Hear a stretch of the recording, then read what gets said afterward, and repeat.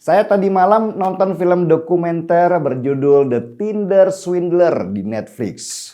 Film ini seru banget, mengisahkan tentang kisah realitas seorang penipu bernama Simon Leviev lewat aplikasi Tinder.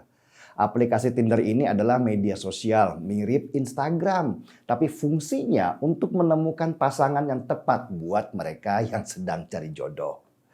Nah, si Simon ini dalam foto-fotonya di aplikasi Tinder sering banget pamer gaya mewah dengan foto di pesawat jet pribadi, mobil mewah, jam tangan mahal, sampai liburan ke luar negeri.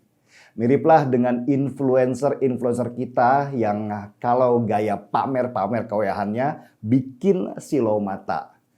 Apa tujuannya si Simon pamer kemewahan di Tinder? Untuk cari wanita yang bisa dia bohongi.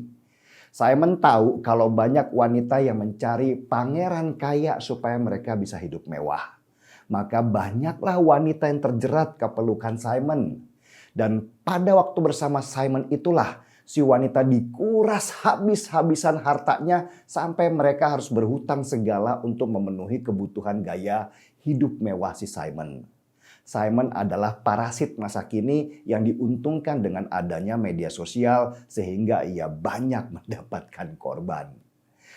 Menurut laporan, Simon sudah menguras uang korban-korban wanitanya sampai berjumlah total 140 miliar rupiah.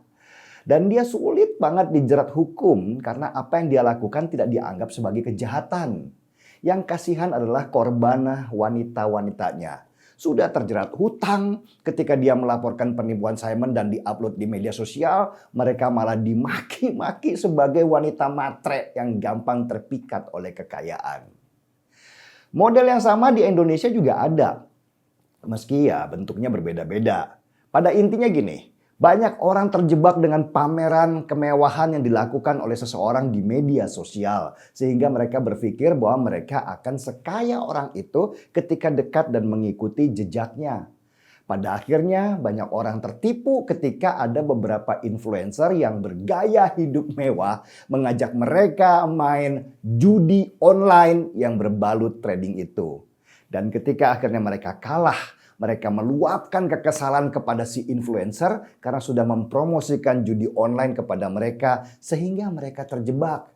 Para korban akhirnya melapor ke polisi dan polisi sekarang sedang menyelidiki apakah para influencer itu bagian dari kejahatan yang dilakukan aplikasi atau memang mereka cuma dibayar sebagai brand ambassador saja. Salah seorang influencer bernama Indra Kents dari Medan adalah termasuk orang yang sedang diincar untuk diperkarakan. Indra Kents ini sering pamer kemewahan di media sosialnya dan membuat orang berpikir bahwa dia adalah seorang trader jagoan. Padahal waktu yang membuktikan bahwa Indra Kents ini sebenarnya sedang mengajak orang untuk main di sebuah aplikasi yang ternyata model permainannya mirip dengan judi online.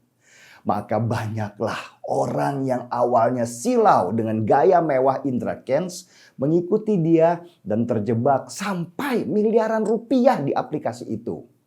Dan menurut kabar, para influencer di aplikasi judi online itu mendapatkan fee 70% dari kekalahan orang yang diajaknya. Jadi semakin banyak orang yang kalah, maka semakin kayalah si influencer. Dia hidup bersenang-senang di atas bangkai penderitaan orang lain dan masih upload kemewahan di media sosialnya.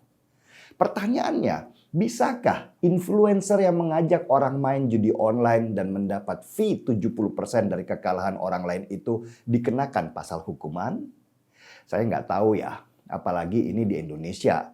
Karena di luar negeri saja, seperti pengalaman si Simon Leviev, dia nggak bisa dipenjara karena kasus penipuan. Hukum negara-negara maju itu juga belum mengatur ke arah sana. Simon ditangkap polisi dan masuk penjara karena kasus pemalsuan paspor, bukan penipuan atau pemerasan. Dia hanya dipenjara 5 bulan saja dan menjalaninya selama 2 bulan untuk kemudian bebas dan kembali bersenang-senang dan bergaya hidup mewah. Masih update lagi media sosialnya. Bahkan si Simon Leviev ingin memfilmkan kisah hidupnya dari versinya dia. Dan sudah pasti dia akan dapat duit lagi lebih banyak dari sana. Sedangkan korban-korbannya harus berhadapan dengan bank dan debt kolektor kartu kredit karena hutang-hutang mereka tidak bisa mereka bayar. Poin yang menarik dari sini adalah jangan pernah tergiur kemewahan. Kalau Anda mau bisnis dengan seseorang yang baru dikenal, jangan lihat mobil mewahnya, jangan lihat pakaian bagusnya, jam mahalnya. Karena bisa saja itu dipakai untuk menyilaukan mata kita dan menarik kita ke dalam lingkarannya supaya bisa ditipu habis-habisan. Berbisnislah dengan orang dengan melihat track recordnya. Karena track record itu nggak bisa bohong. Itu seperti jejak digital yang tidak akan bisa terhapus oleh apapun juga. Banyak peristiwa yang dihadirkan Tuhan dalam hidup ini. Pertanyaannya, maukah kita belajar dari banyaknya peristiwa itu? Atau kita selalu terjebak dalam masalah karena kebodohan-kebodohan kita yang nggak pernah hilang? Hanya seruput kopi yang bisa menjawabnya. Saya seruput dulu.